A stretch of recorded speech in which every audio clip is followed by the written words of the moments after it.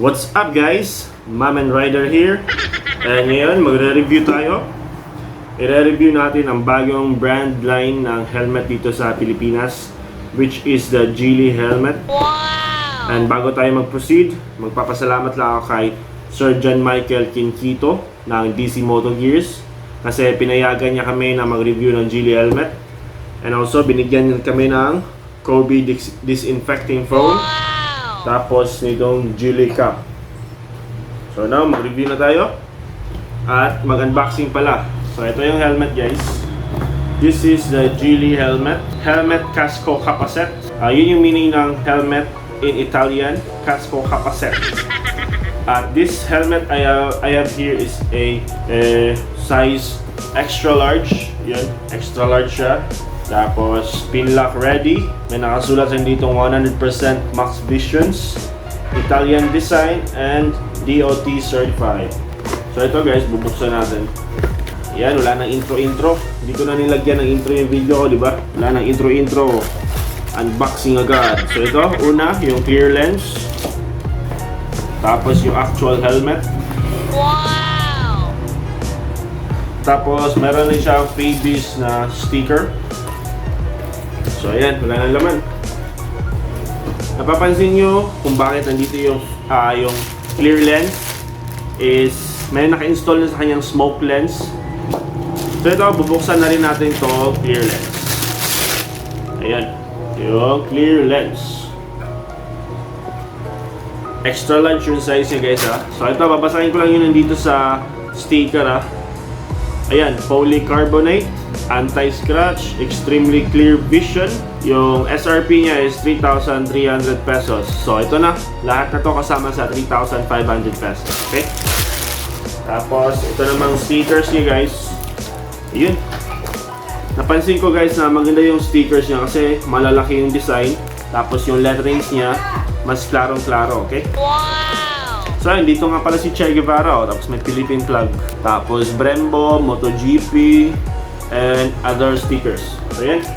So ito na yung pinakahihintay nyo. This is the Gille Helmet guys. So bubuksan na natin. Maybe you are wondering why there is a green, white, and red design in the bag. Ang meaning yan guys is Italy. Italian flag. Wow! Ayun. Wow! O, diba? Ipapakita ko muna sa inyo guys yung design niya. Yeah, this is the Breaking Bad design. Ayan. Okay. So ayan. Ipi-peel off na rin natin yung kanyang sticker sa visor. And ito yung sinasabi ko kanina, which is the smoke lens. And also guys, this is a dual visor, full face dual visor helmet. So ito, ipapakita ko yung secondary visor niya. Wow! Ayan. Tapos pipeel off na rin natin to. Wow! O, diba? Para naman sa function ng kanyang secondary lens or visor, andito lang. Push mo lang yan. Push lang yan. O, diba? So, ayan. So, ito guys. This helmet is made with ABS 709 material shell, a polycarbonate material, tapos anti-scratch visor, removable liners. Ito yung mga liners niya. Removable to guys. Pwede niyang labhan. Tapos multipoint ventilation in various designs. So, ito yung mga ventilations niya. Ito. Ayan. Tapos sa likod. And this is designed in Italy. And para naman sa functions ng kanyang ventilation, since hindi ko pa na-discuss, ito. Basic lang naman guys. This is the first vent. The second. Ayun. Push mo lang para mag-close, pull para open. Tapos yung likod niya is may spoiler. Nasa spoiler yung vent niya. By the way, meron siyang mga free, mga extra spoilers na pwede nyo i-install sa helmet. Order lang kayo yan sa Gille or kung saan branch ba kayo bibili ng helmet nyo ng Gille. So ayan, let's go back to its design. Napapansin ko, meron siyang skull dito. Wow! Skull, tapos itong parang graffiti design eh. Itong harap niya, merong green na parang maraming GG, which stands maybe for Gille kasi yun yung brand niya. Tapos at the top, meron siyang parang slight pink na parang stripes or I don't know what. Tapos dito, Captain America yung design kasi white, red at saka blue, di ba? Tapos yung brand name niya dito sa batok, which is, dito sa noo, this is the Gille na merong green, white at saka red. So ayun na guys. At ito nga pala yung sa loob niya. This is by the way the wind deflector. This is to minimize wind noise inside the helmet. So, pag gumagamit ka ng Gille na or helmet na merong wind deflector, wala masyadong pumapasok na hangin galing sa labas papunta dyan sa loob ng mukha mo. And this is a good thing guys for motovloggers, lalo na sa mga motovlogger na gumagamit ng mic sa loob kasi totally walang wind na papasok or iingay. Diba napapansin niyo yung ibang helmet pag walang wind deflector, walang ganito, nakabukas lang to, tapos may gap, papasok yung hangin dyan at saka mag-create siya ng wind noise. So this is a good thing for motovloggers. And also its pads, napansin ko maganda yung pads niya compare sa yung mga local brands na parang ang lalambot na hindi bumabalik, bumabaon talaga yung kamay mo. Ito, bumabalik siya at malambot na malambot. And also guys, yung lock niya sa helmet lock, this is the quick release. Sa pagkakaalam ko guys, dalawa lang merong lock ang helmet. It's either quick release, which is this one, yung yan, naglalak na yan siya. Pag pull mo lang to, bumukas siya. Pasok mo lang to, tapos lock na. Pag i-pull mo naman siya, magbubukas. Kaya tinawag siyang quick release, galing sa pangalan pa lang, quick release. Tapos isang lock ng helmet na alam ko is double D-ring. Medyo mahirap yun siyang i-lock at mahirap rin siyang i-release kasi kailangan mong kalikutin masyado. But that is for maximum safety lang. So ito. Okay, let's go back again to the helmet's front. Yan o. Ayan yung smoke lens niya guys ha. So ayun na nga guys, if gusto niyo bumili ng Gille helmet, pwede kayong mag-contact sa DC Moto Gears. Meron silang Facebook page. Yung link ilalagay ko lang sa description. Tapos naka-base sila dito sa Negros Oriental, which is here in Visayas, but they also do shipping. And I can say guys na 100% legit sila, hindi sila scammers, okay? Gago! So ayun, pwede kayo magtiwala sa DC Moto Gears sa pag-order nyo ng iba't ibang gears, helmets, at other riding items na rin. And if you want to see more designs about Gille helmets, meron din silang official website which is www.gille.com.ph. So ayun na nga guys. Again, this is worth 3,300 pesos. Meron ka ng helmet. Tapos meron ka pang helmet bag. Ayan yung helmet bag niya. Tapos, meron ka pang kanyang stickers. Yung ibang helmets guys, walang freebies na stickers. Kailangan mo pang bumili sa ibang mga shop. Tapos ito, yung clear lens niya, which is the original one.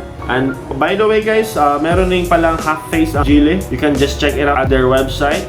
So ayun, meron silang full face dual visor, modular dual visor, at saka half face helmets. Okay? So again guys, this is a good quality na, good design, at hindi ka manghihinayang pag naka Gille helmet ka. Kasi mura pa, quality pa, safety ka pa kasi certified, DOT certified, at saka ang ganda-ganda pa ng design niya. Comfortable pa sa kanyang pagsuot. Ayun, di ba? So ano pa hinihintay niyo guys? Just contact now DC Moto Gears for your helmet orders. So before you end the video, meron pa akong sample videos ko in which ginamit ko yung helmet sa pagmomotovlog, okay? So watch my video.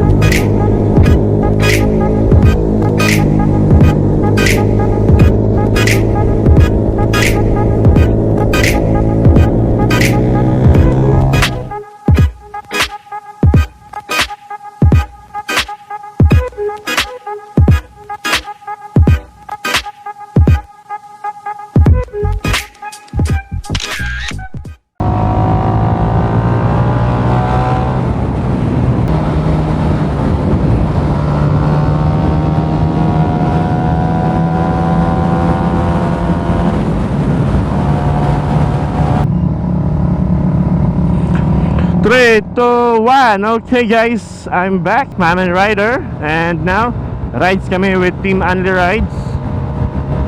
So ito, 5 lang kami guys. So by the way, ito yung continuation ng review ko sa Gille Helmet. Ito yung mic test sa loob ng Gille Helmet. In-install ko yung mic ko sa loob. Tapos ito yung rides namin. Naka-close yung visor. So enjoy my video guys. Short ride lang kami. Ito, nakikita nyo yung Gille Helmet ko. Ayun. Yan, diba? Yun yung Gille Helmet. So for me guys, since bago pa siya, medyo masikip siya sa pisngi ko. Kasi ma-foamy siya eh. Makapal yung foam.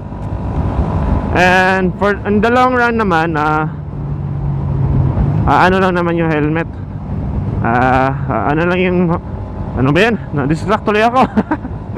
Basta luluwag lang yan guys, kasi sa paggamit nyo.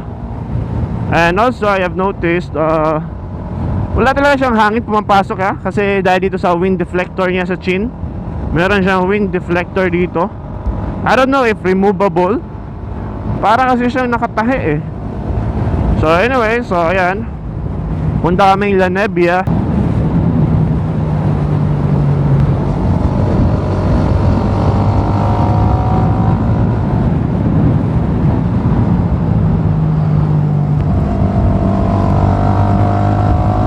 Yun, banking.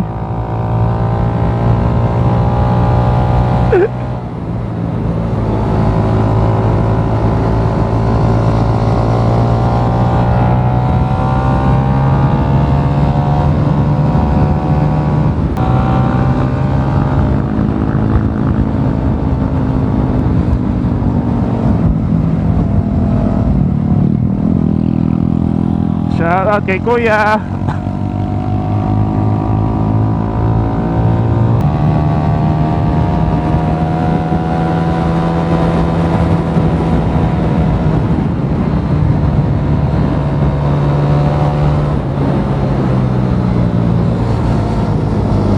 Walang mamitik.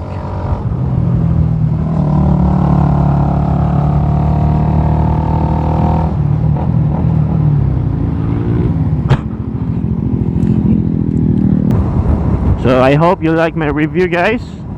And don't forget to like, share, subscribe, and hit the bell button for more notifications about my upcoming videos, okay? So yun lang guys, enjoy my outro video.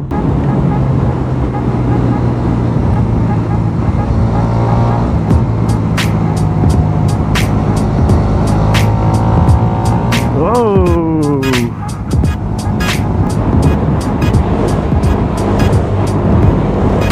Dito